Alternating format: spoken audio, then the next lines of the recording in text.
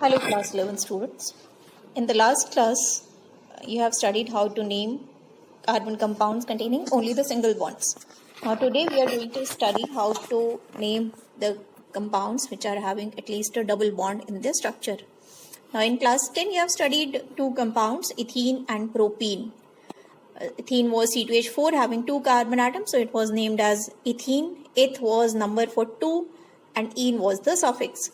Same way in propene, it was C3H6, 3 carbon means prop, and ene suffix was used. But as we move on further to other alkenes, the name will have 4 carbon atom number root, that is but, and the suffix ene will be used. But here one problem arises. If you have to recognize the position of double bond, there are two possibilities. One is CH2 double bond CH2 CH3 as the first case. Here you see double bond is formed between carbon number 1 and 2. And in second case, when double bond is present between carbon number 2 and 3. So it is mandatory to mention the position of double bond.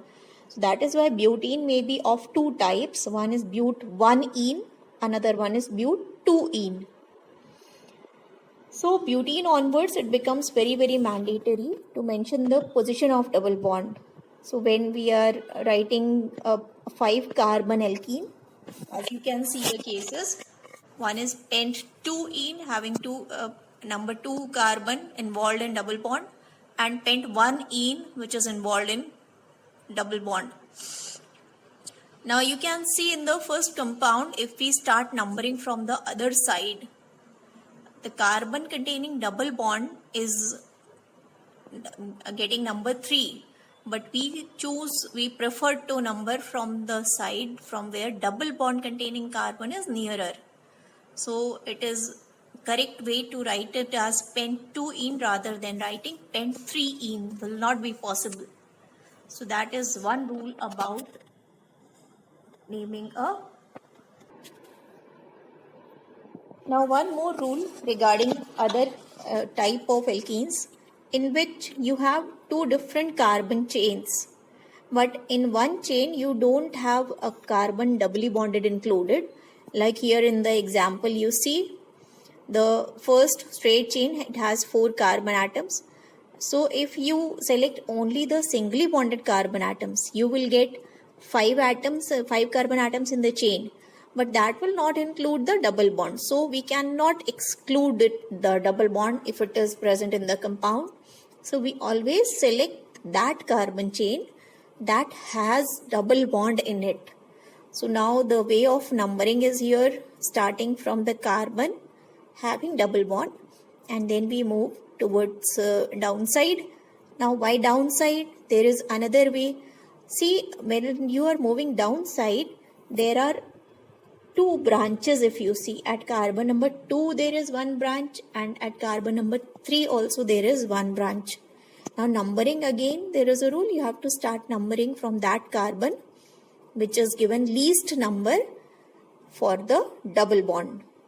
So if you start from the downside, doubly bonded carbon will get number 3. So it is preferable to number from CH2, that is carbon number 1.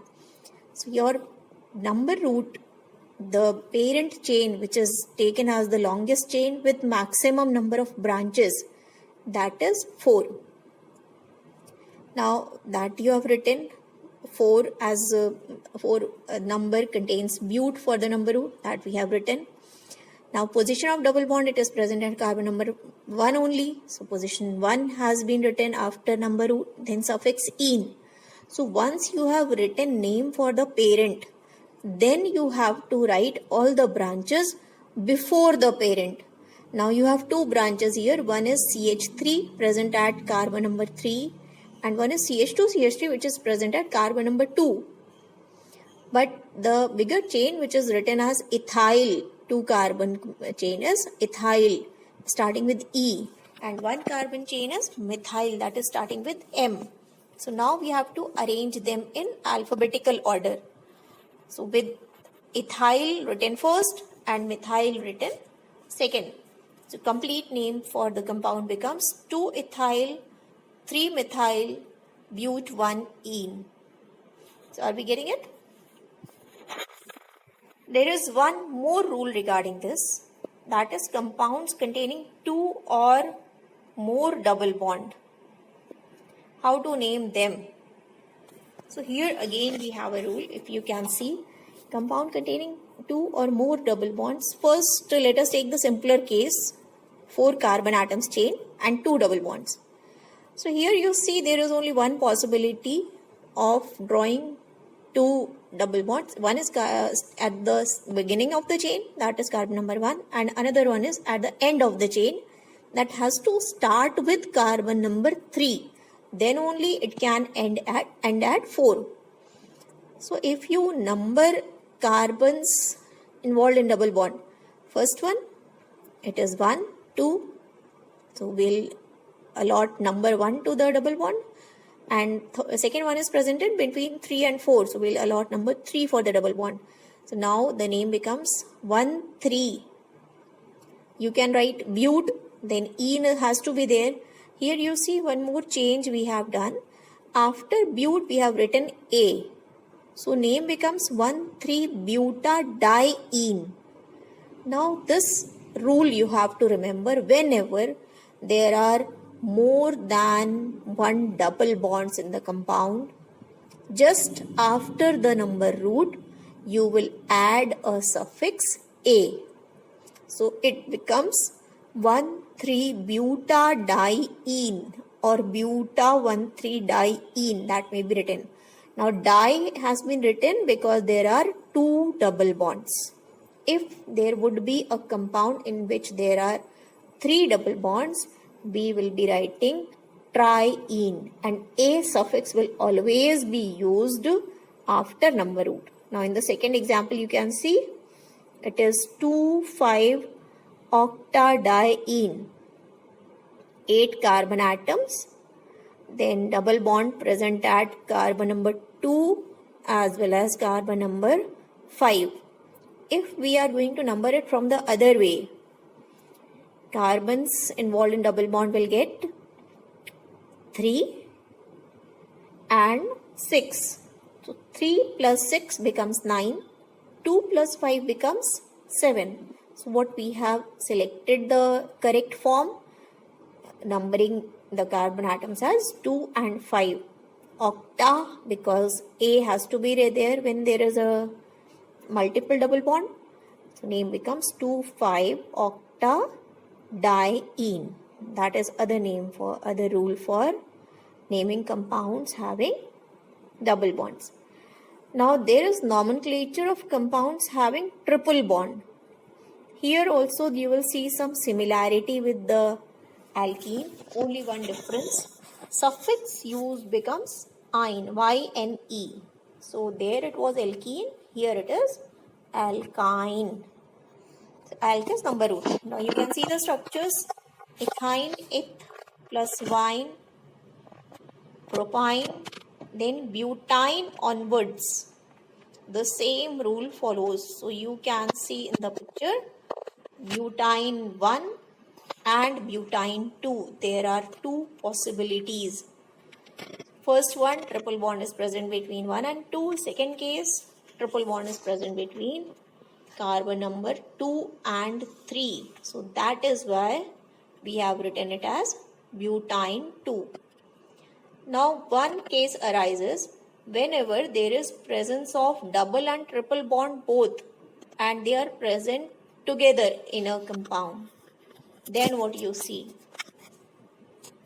So here always you see a preference is given to double bond instead of triple bond. But that preference is given in writing the name.